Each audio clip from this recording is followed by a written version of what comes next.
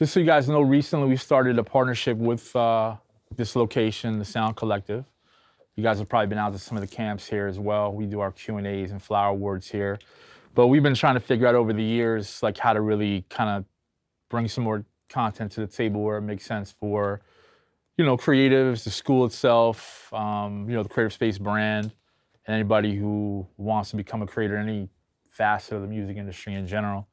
So we decided to kind of redirect something I used to do called Creator Convos. And we used to do them in various locations, and everything was a talk, right? We did sample talk, we had Buck Wild, and we had Arsonist. And then we, have plans to do a sync talk and, just different talks in regards to legal talk, like just different things, entertainment attorneys, managers, anything that would cover, a specific field or topic that, we feel might be potentially important to your career. So this is our first mix talk.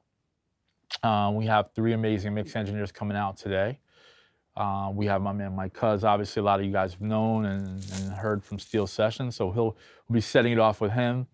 We also have my guy Mixed by Boogie coming through, which a lot of y'all know from IMI Studios, but he's also worked on the Lobby Boys project with Jim and Maino, as well as Fab and Remy and a bunch of other artists. And then we're gonna close it out with an honoring of a mix engineer, producer, songwriter by the name of K Quick.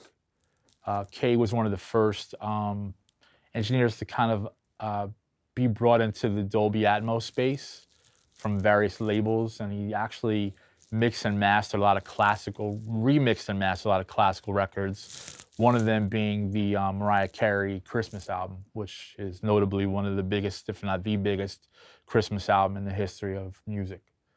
So I have a conversation with everybody in general, but every conversation is specific. So without further ado, please get from my homie Mike Kuz here for coming through and send it off. Thanks, everybody. Thank you, absolutely, man. So camo legs. Actually, yeah, we were on the same. We sent each other a picture this morning, made sure we rocked out. When we were talking about setting up this specific panel, I threw the idea out to Mike about talking about sonic identity. Which I think a lot of artists have a hard time from a sound perspective or a sonic perspective. I always think back to like Timberland, and he's worked with like Aaliyah, and he worked with Genuine, and he worked with Missy, and he worked with Ciara, and he worked with Magoo. And even though they all were their own artists, they always had a specific sound that you knew was a Timberland sound, but they all had their own identity within that sound. This is a little bit different. This is more from the sonic perspective. So, vocal templates, levels, little tricks, little ideas that you might hear when you're mixing somebody's music down, but also trying to make sure that somebody like a Dave East has his specific sound when he's with you, or a Fred the Godson, or a Jade or a Benny or whoever the case you may have worked on. So let's start there in terms of just sonic identity. What are some of the things that you do when you maybe meet a new artist that you're gonna be working with? It's gonna be a long-term relationship. Maybe it's because it's you, Buddha, and Grant's working with somebody specific underneath your label, Monarch, whatever the case may be. What are the initial steps to help you realize how to approach the sonic identity of that artist? I feel like that comes together in different ways, Really a big part of it is like trying to understand where that artist is trying to go, like what their vision for themselves and their sound is, because there's like nothing new under the sun, and any ideas that anybody has in mind is gonna have origins in music that you've heard before, what I'm saying, whether it's from a long time ago or even if it's more recent.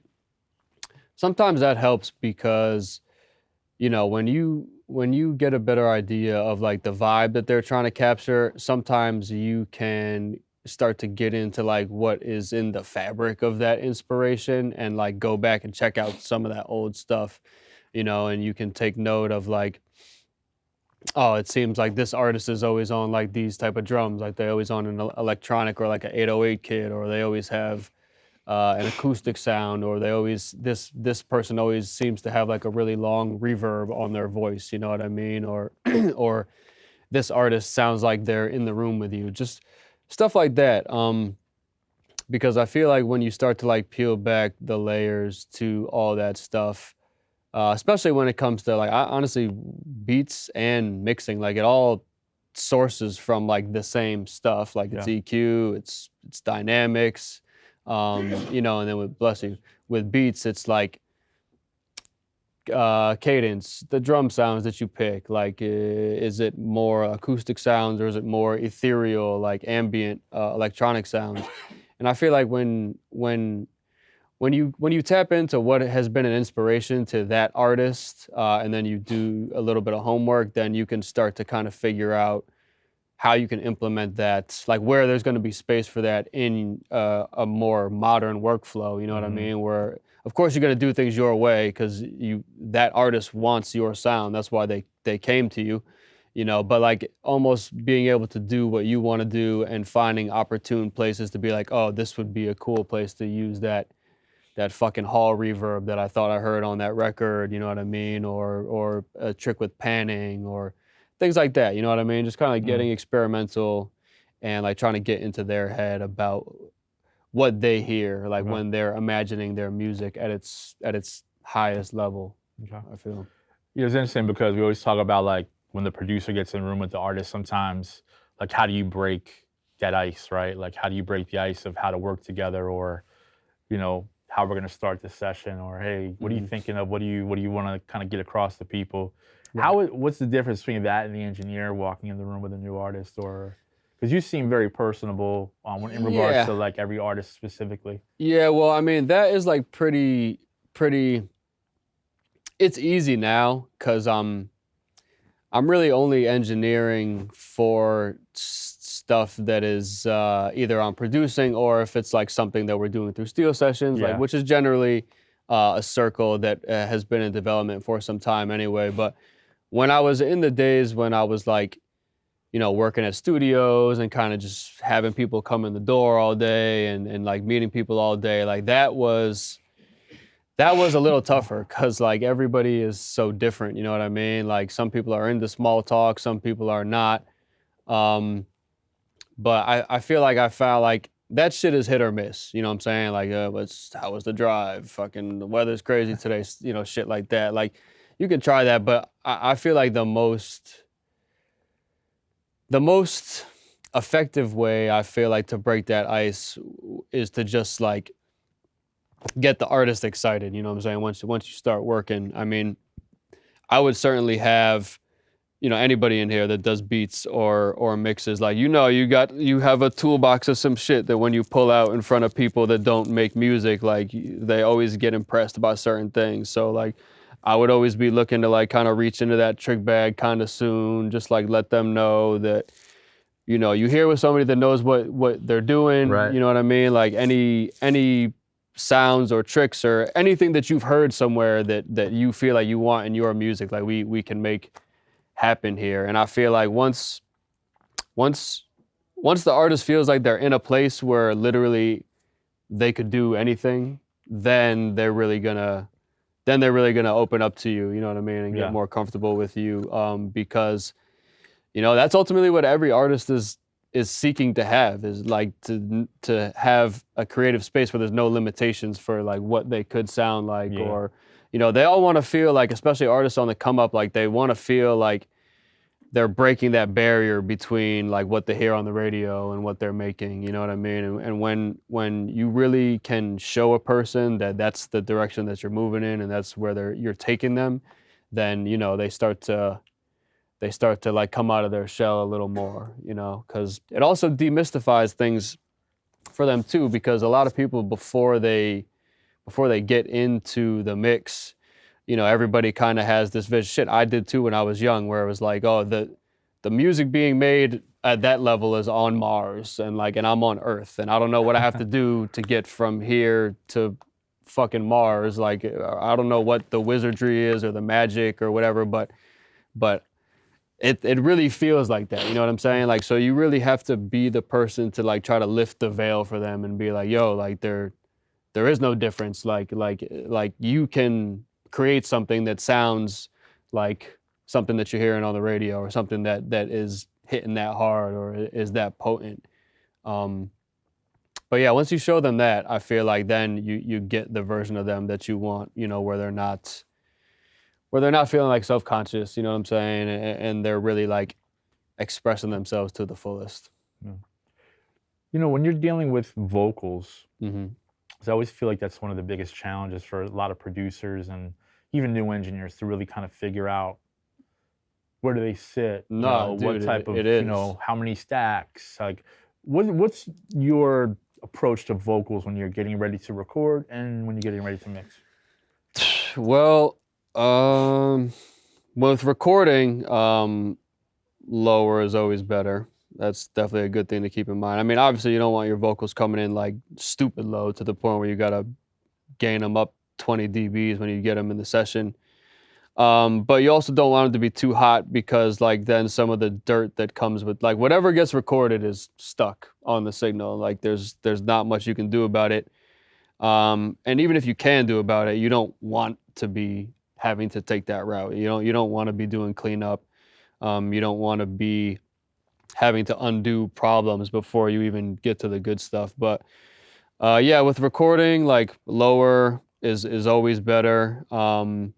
If you're looking at like an analog compressor, like as long as the needle's like dancing around somewhere like -5, -6 most of the time. That doesn't mean that it can't go above that. You know, it definitely can, especially if you have like a tube compressor or something like that. You know, they can take that heat, but you just want it coming in at like a pretty light level most of the time, because that's going to give you the headroom you need to make it sound clear later. And as far as like where it sits in the mix, like it's honestly really tough to say, man, because I was putting the mixing shit in practice for a long time before it got to a point when it would just click. You know what I mean? Because even when I was just making beats before I got into mixing at all, I used to fucking spend weeks sometimes trying to get them to sound how I wanted to sound, and I just couldn't understand why they didn't or what I had to do, because I just didn't understand like the levels that there was to it. Vocals sitting, I feel like is like, well, number one, it depends on, every artist has their own taste and every artist has their own approach. Like I find that there's like two like main approaches that especially rappers have. Like the approach that I like when people have is the one where it's like the vocal is like essentially just another instrument in the mix. You know what I'm saying? Like, yes, it's out front. Like, yes, it is more present, but it's not like towering over the rest of the sounds. Right. Like that's kind of what I like. Yeah, I feel like Kendrick's mixes, like I feel like Ali was always really good at that. I feel like 40 always did a really great job with that with Drake. And I feel like it's just something that I feel like it's a complex that artists get sometimes when they're hearing their stuff professionally for the first time, and like you just don't have the contextual knowledge to like hear everything as a whole, so they get really caught up in like whether or not their voice is loud enough or whatever. But you know, when you listen to a mix where the vocal is too loud, it kind of just takes the energy out of everything, because it's like, okay, I hear what you're saying, bro, but I can't feel the drums or the bass or like what you're saying. Yeah, right, it's too much. So I feel like it's really a balance. If you're doing a multi-track mix, one technique that I'll use sometimes that you guys can try out if you want is, you know, when I get everything kind of sitting about where I want it, it doesn't have to be perfect, but I'll get it close. I'll mute the snare, because the snare is the biggest competitor for the vocal in a mix. So what I'll do is I'll mute the snare, and then I'll just sit the vocal where I want it within the context of everything else, you know, because at that point, there's not really a lot of stuff. You may have an instrument or something that's competing in there, but you can just EQ that. So I'll kind of get the vocal sitting in there where it's like, it feels like the vocal is like just comfortably in this armchair Yeah. of the beat, you know what I mean? So I'll kind of get it sitting there, and then I'll bring the snare back in, and I'll bring it in low, and I'll start to bring it back up, and then like metaphorically, like if I don't know, you guys know, like when you're working on shit, like you just think of metaphors and analogies. They don't necessarily make sense, but they make sense to you in the moment. For me, I start to picture the snare, and as I'm bringing the snare coming up, like if I'm the vocalist, like I try to get the snare to the point where it feels like it's like hitting them in the chin. Because if the snare is too loud, then it starts to block the vocal. You know what I'm saying?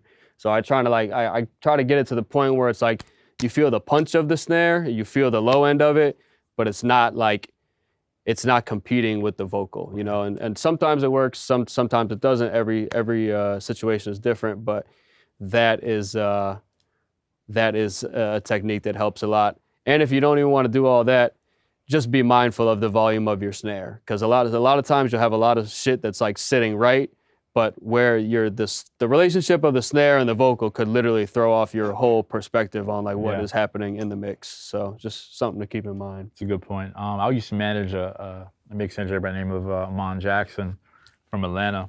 Oh, yeah, I know him. And Mon, when he would do classes, he would always talk about, you know, listening versus hearing. Mm-hmm. He would talk about how sound came out of the speakers and what it would do. If it was low end, it would hit the floor. If it was high end, it would go up the wall. Yeah, you know, exactly. If it's mid, it's gonna come right at your chest. So I kind of like think a scientist would be like, but we get it. But it's so science in all reality. But you know, the funny part about it is like, sometimes I think a lot of producers want to hear the music loud, right? Oh, make it sound loud, make it sound big, you know. But a lot of times, then they might say, well, the vocals clashing, right? You know, and a lot of times it's just the fact that you're overcompensating or competing for the loudness based on what you want to hear louder. Right. Like, is it the beat you want to hear louder, or is it the vocal? Yeah. Because if it's the vocal you want to hear louder, a lot of times it's about bringing that low end down a little bit more. Yeah. You know, if you want to hear the beat louder, maybe it's the same thing with the, you know, with the vocal. But then again, that there's going to be a point where there's going to be a little bit of a ceiling for both, a ceiling and a bottom for both. Once you get the limiter on, especially, you know, like before you're limiting, everything is just kind of in an order of like how loud it is. But once you put a limiter on, you have essentially like you've put a ceiling on the amount of space that you can use. So then it actually changes a little bit. Like then it's like, okay, if you move the volume of something up, like not only is the volume of that element coming up, but because there is something keeping everything down, not only is the volume of that one element coming up, but that element is also elbowing something else down. You know what I'm saying? That's why once the limiter is on and once you're really close to like your peak volume, even 0.1 dB, 0.2 dB can make a major difference, because like once that space is like, if you almost picture it like a room, like just a packed room, it's like changing the volume of those elements, like, yeah, it does that objectively, but it's like a domino thing where it's like, okay, you did change the volume of this one thing, but like as an effect of that, like 5 other things have also happened. You know what I mean? So that's why it's another important, that's another important reason to start low, like with your mixing, because you want to make sure that you have that room, because, you know, most likely, especially if you're mixing something high energy, you're going to hit a few stages where you're like, I just need to turn shit up again. You know what I mean? So you want to leave that headroom for yourself so that you have the space to do that without getting into a situation where it's like, oh shit, like I turned everything up, or I turned these 3 things up and now I have to turn everything down again as a result, because now I'm not leaving myself enough headroom. And that's like stuff that just comes with like doing it a lot. Right. You know, it's like a muscle memory, rhythm routine type thing. Yeah. I want to kind of get back to the whole sonic identity identification when it comes to artists and vocals, because, you know, we mentioned Dave East a little earlier. I feel like he's one of the, you know, a lot of the newer artists, I feel like he's one of those guys who sounds extremely consistent vocally across the board, whether he's worked with a Buddha and Grands or, you know, whoever, like Yeah, for some yeah. reason, his vocals are always super crisp. They're always sitting in this nice place in the beat. Yeah. Whether it's a song about a chick or it's some aggressive shit, he always has this one pocket of delivery. How does that happen? Like, what do you do to make it happen, and why do other people still have that same consistency? That's a combo of things. I mean, first, I mean, I definitely got to give East his credit, just because he's just got a strong, like, rapper chest voice now. And, you know, and I've been working with East for a long time now. So I've really noticed the way that his voice has, like, changed over the years, you know? But what else is crazy is that happens with all rappers, like even rappers that have been the biggest thing in the world for a long time. You know what I mean? If you go back and listen to like Take Care, like Drake sounds so timid, like compared to what he sounds like now. Yeah. And I feel like that's an experience thing, but it's also like, I feel like it's like your voice is a muscle. You know what I'm saying? Like, and if you're just in the gym all the time, just working it out, like it's gonna get stronger, it's gonna get more present. You're gonna be able to deliver like that strong, present performance without sounding like you're forcing it, you know? So number one, you know, East is really sure of himself and really, really talented on the mic. So that always gets you off to a great head start when you have an artist, you know, that has that in their element. But yeah, I feel like in terms of, I mean, I was like mixing his stuff exclusively for some years now. I'm not really mixing for him anymore. I mean, I mixed the shit that him and Scram did, but that was like some last minute shit because, like, you know, Scram has a room down the hall from me, and it was like February 11th, and they were like, "Yo, can you help us? Can you help us deliver this Valentine's Day project?" So that's how that happened. And that project started like 3 days before that. Yes, bro. And like it was not recorded great, and it was not an ideal situation if you're somebody who is like, you know, damn, I'm putting my stamp on this. But also, like, over the years I've been trying to get more and more into the mindset of like done is better than perfect. And also, like, I've had so many sessions and situations like with OGs where they have told me stories about albums that I had on such a pedestal for such a long time. Like, the fuck is one? Like, I remember when I first started working at Stadium Red, I had like a month and a half lockout with Wyclef, and like The Score is one of my favorite albums of all time. So of course I had to tell him, and he tells me in that conversation that the whole thing that came out was the demo mixes, and it's like I was just thinking back, like it was such a paradigm shift for me because like I'm listening to that album my whole life thinking like this just must have been exactly how they wanted it. You know what I'm saying? Like, because that is a perfect echo, and meanwhile, the beat is hitting perfect. You know, and then not only that was a super revealing session for me. Number one, because that story, but also, you know, I'm like super green. Like I had just came to New York. I had just started as an assistant engineer, and not only did Clef tell me that story about The Score, but I'm also seeing him break all types of fucking rules. He's recording in the control room next to the engineer. He's like fucking printing audio in like via cables instead of like downloading it. And like that was just such a huge moment for me to be like, damn, like these like rules are great and all, but like apparently they don't matter that much. You know what I'm saying? Like, especially when you're a person who is like a real virtuoso, like who really gets busy like that. So, you know, there's a time and a place for perfectionist nature, you know what I mean? And I'll probably never fully shake that, but I also feel like that's one of the things that makes me good at what I do, because I just have a tough time with letting things slide if they're bothering me. Yeah. You know, but sometimes I have to like zoom out from that and have like a bigger picture mindset and be like, it's about fucking getting the music out, like not making it perfect, you know what I mean? And apparently all of this music that I grew up thinking was perfect, like was not even like a lot of the people who made it, they would have changed this or they would have changed that, or like, oh, we were waiting for a verse from this person and they didn't show up, so we had to get that person, and all of these things that like I never, just stuff that never occurred to me when I was listening, when I was the listener, when I was the consumer of that music. So, you know, that has been a valuable perspective for me to take on. And then also like, dude, when you are like a when you do this shit all the time,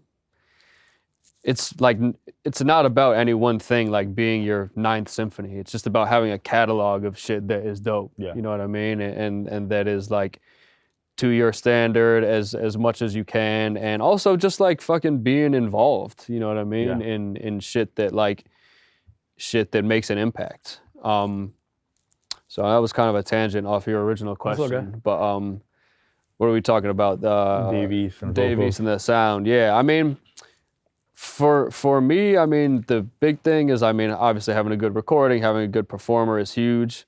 And then for me, I feel like, as odd as it might sound, I feel like one of the biggest ways to have consistency is to not feel like you're supposed to change up your approach with every artist, with every time, with every, like, you know what I'm saying? Because like if I'm compressing or if I'm EQing, like, and I hear something like that's a problem frequency or whatever, like that should be a problem no matter whose record I'm listening to, you know what I'm saying? Like, so it's like, and also like every artist has different sonic content like in their voice. Yeah. So like I'm not gonna be giving the same settings to every person. Like I am gonna find more problematic frequencies with this person than that person, or I may have to compress this person, you know, like a little differently than the other person. But I may be treating them all differently, but I'm ultimately looking to solve the same problems in doing so. So I feel like that is it. And also like doubling down on your habits. Like when you do something that's dope, like whether you're a producer, like if you do a trick in a beat or like a fill or like a fucking reverb throw or something that you were like, yo, that came out fire. Like I like that. Or same thing if you're an engineer and you do like a reverse reverb or you do some type of delay automation. Like if it came out fire, like do that shit again. Like fucking next time you're producing or mixing another song, like find a way to run that back, you know what I mean? Like do it in a way that fits for that song. Yeah. Because I feel like that's a big part of it too. It's like you can't be too forced or intentional with like trying to have a sound. Like you kind of just have to like let your own habits and inclinations fall into place, and then maybe even like play them up a little once you notice what they are. Yeah. So that your style can be like unique to you and also natural, you know what I'm saying? Instead of you just trying to do or mimic or whatever.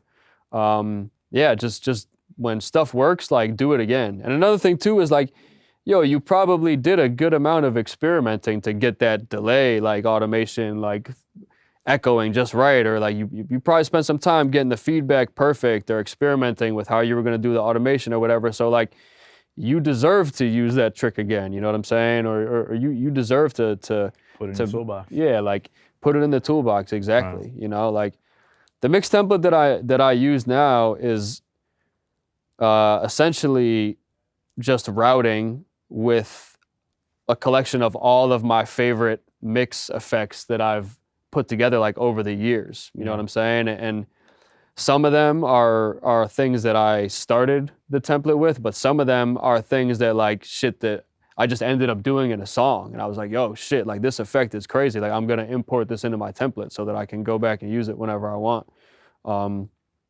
So yeah, I feel like that's a big part of having a sound. I mean, it's a lot of moving parts to it, but I feel like that's one way to be consistent in your sound. Yeah, the original reason why I even asked is because you guys obviously remember Lloyd Banks, right? Mm-hmm.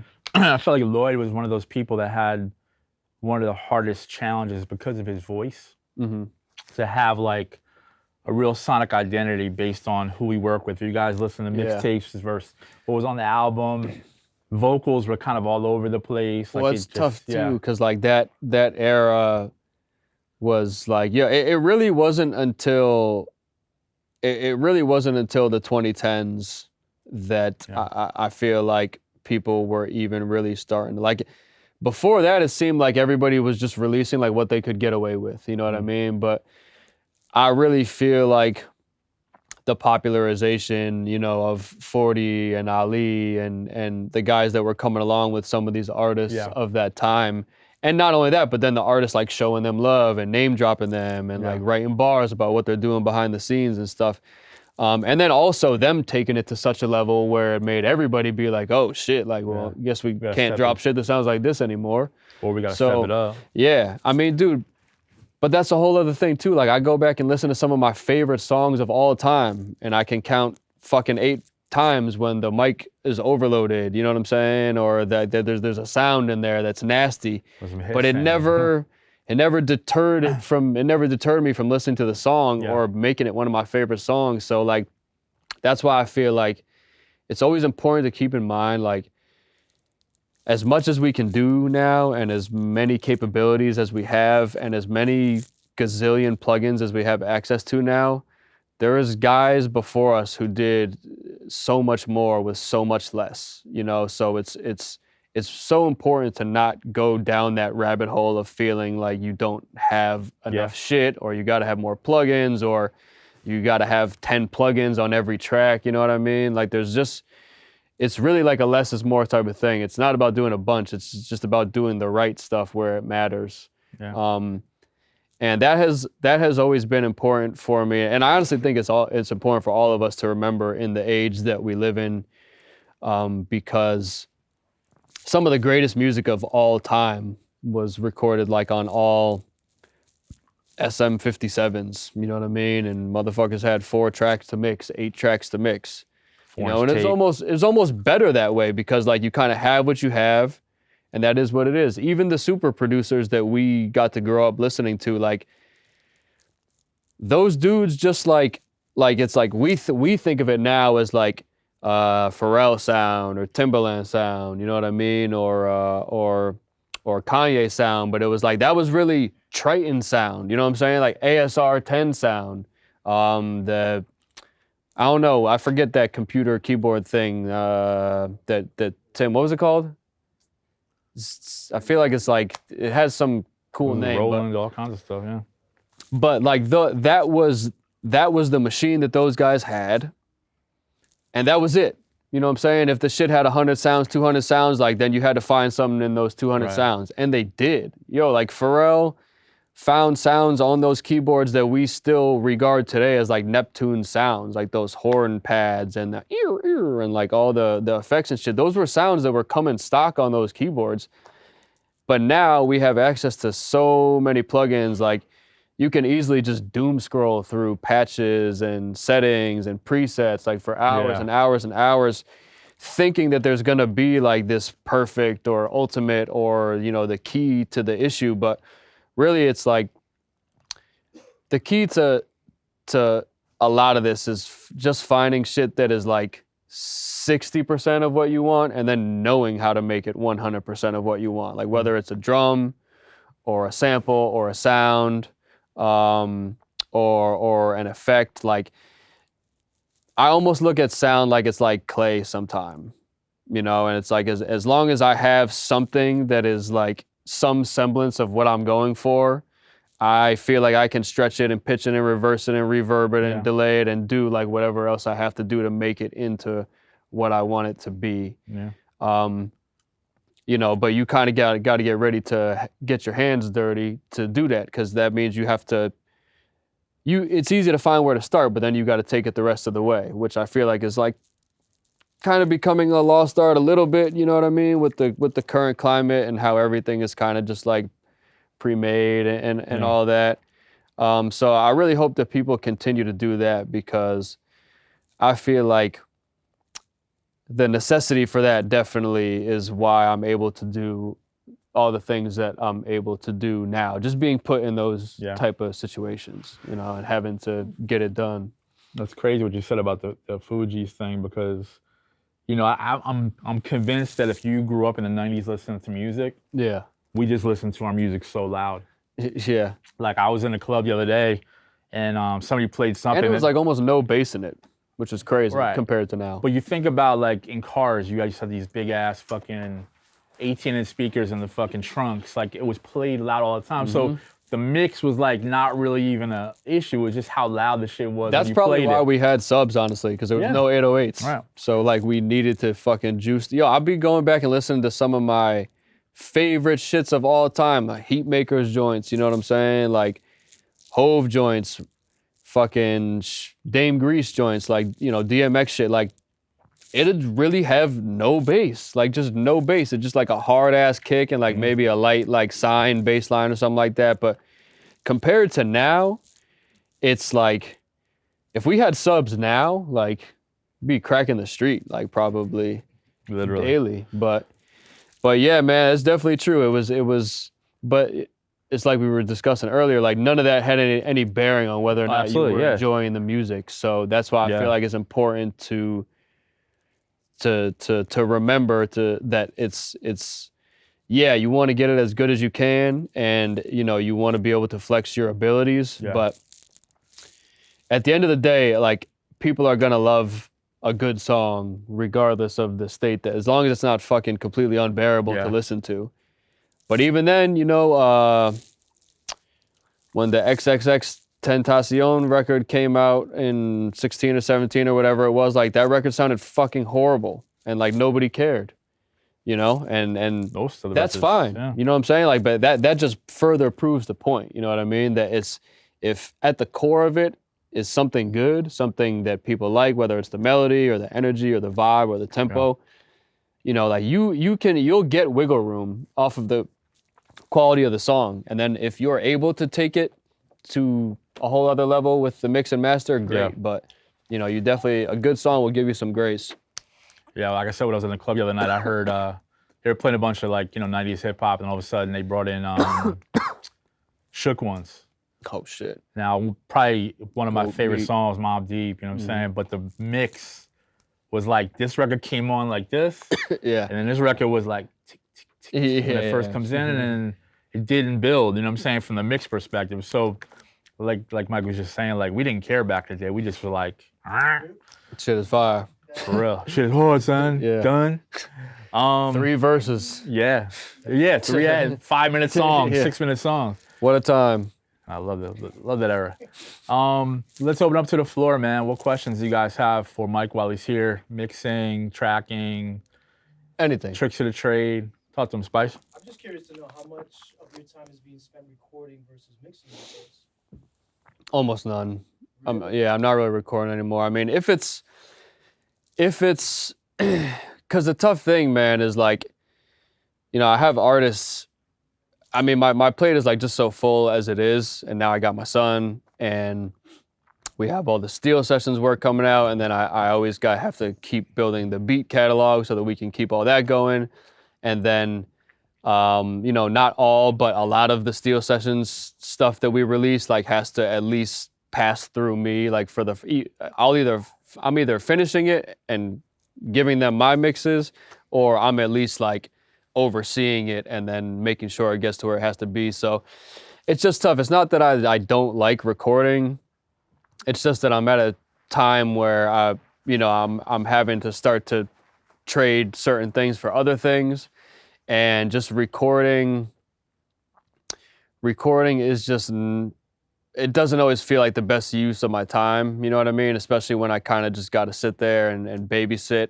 You know, not everybody records fast, you know what I'm saying? It's just arguably, there's always a lot more I could have got done, like in the time I'm sitting in the session, like waiting for somebody to finish like a verse and a hook or something like that. And then also, you know, it's kind of a tough thing too, where when you have artists that you are building with, that's not necessarily always paid stuff, and that's just time. I can't be sitting around for 8 hours, not being able to get anything done to clear my plate off, and I also don't get paid. Like, it's just like, what am I supposed to do with that? You know what I mean? So I like doing it. If it's a project that I'm like really, really deeply involved in, you know what I mean? Like, I'm not recording anybody 100% of the time, you know what I'm saying? But it's artists that I will get in with when I can. But they're pretty much all artists that I'm building with, or if somebody specifically contacts me, you know what I'm saying, to book with me, and they're really, I mean, I give everybody the spiel, you know what I'm saying? Like, you know, recording is not really what I do anymore. I don't have a ton of time for it because XYZ. Like, if some people feel like really, really, really strongly about it. And they're like, yo, that's cool. But if possible, like, I just really want to get in the studio with you. You know what I'm saying? And if it's somebody who's really serious about it, like, then I'll try to make it happen. You know what I'm saying? Like, work out a rate with them, find some time when I can do it. I do, like, if people need my help, like, I literally try my best to help everybody do what they got to do. You know what I mean? But it's just tougher, and there's just certain amounts of time that I can't spend anymore. And that's basically what it is. Like, if I'm gonna record with somebody, I would at least like to see that they're like really serious about recording with me first, and not. I just want to make sure that they just don't need to just get in the studio, because like, I can staff that session if they just need to get in and record. But if they're really serious about being in with me for whatever reason, then like, I just try to get on the same page with them about that, and we figure it out from there. So cool. Yeah, maybe like 5%, like 10% maybe. And it fluctuates too, you know what I'm saying? Like, sometimes I'll go months without doing any recording, but then sometimes we'll have a certain, the project on deck where the arrangement is so that I end up doing a lot of the recording, or we spend a couple nights locking in. It's all pretty circumstantial, but the short answer is much less than it used to be. Cool. More question. Don't be shy. Go ahead. I have a follow-up with that. So you mentioned just now that because you're not recording as much, I guess you're getting music sent and then you do your touch-ups and finishing. Is that right? Yeah. So the engineers that are sending you this work, are they the same engineers from the team, or are you just getting stuff all over? All over. I mean, my favorite scenario is when I'm getting something from someone within the team, because I know it's going to be competent, because... Do you find that you're not getting good quality recordings because you haven't... Oh, yeah. I get all types of crazy shit, man. It's like, I got a session the other day where I literally had to, it's like the shit I was talking about before, I had to clip gain the vocal up 36 decibels, which I've never done. And that's also the max. That's the max amount of clip gain, which I didn't know until the other day. And honestly, I probably could have used another decibel or two if they would have allowed me. But yeah, shit like that. I mean, dude, I just mixed a whole tape for, a friend of mine has like a brother that makes music, and he was like, yo, I want to help my brother get this project done. Like, can I throw you some bread to get it done? Dude, it was fucking terrible. Like, not even the music. Like, it's like I get where it's a very specific sound. I get what he's going for and where he's going with it, but the recording literally sounded like that little fucking black USB mic that used to come with the fucking Dells. Like, it was so bad, man. Oh, and like, God, I had bro. to, and that shit takes way longer to mix than stuff that is recorded properly, because you have to spend the whole time like problem solving, and like, usually when I'm working on shit that's recorded bad, I'll have to use 2 or 3 plugins, like, because I try to use my first couple plugins to make the vocal sound like it was recorded good, you know what I'm saying? And then after that, I start my actual chain, you know what I mean? But yeah, that shit took a long time. It's good practice, you know what I'm saying? For like, being solutions oriented and just like figuring out like, oh man, like, this is a fuck of a situation. Like, how am I going to work my way out of this one? It's good. It's good stuff to help you exercise your out of the box thinking and your skill set and shit like that. But it's not really enjoyable. But yeah, I mean, I get a lot of stuff that's recorded good. I get a lot of stuff that's recorded bad. Just is what it is, When do you personally know the mix is done for you, though? Like, do you have a limiter on yourself, or is it a matter of... When I can listen to it and nothing bothers me anymore. That's all it is. Like, when I'm nearing the end of the mix, like, and I know that's all I do. I just press play, and whatever jumps out at me still is like something that has to be fixed. And then when I get to the point when I can play the mix through and nothing bothers me anymore, And honestly, that doesn't always mean that like I have zero questions or I have like zero, oh, I could try this or this. But if I get it to the point where I'm like, sounds good, nothing's bothering me, I can hear the artist, shit is slapping, you know. And then another thing too is like, you kind of got to assume that whoever you're doing the mix for is going to come back with at least one round of revisions anyway. So like, what's the point of like breaking your back all night, like trying to make it perfect when the person's just going to come back and tell you to change it anyway. And honestly, like that is the case with a lot of artists. You know what I'm saying? It's 98% of it is what you did, but then like the last 2% of it is like how they just personally like things. You know what I'm saying? And that's cool too. But that's another reason not to like rack your brain over whether or not it's in perfect condition, because what you're providing is like a foundation. You know what I'm saying? You're providing something that comes from a person with knowledge in the field that knows how shit is supposed to sound. And the artist is going to want to fine tune that, but they really don't have any idea how much, like, that's why when people ask me about attended mixes, no fucking way, like never.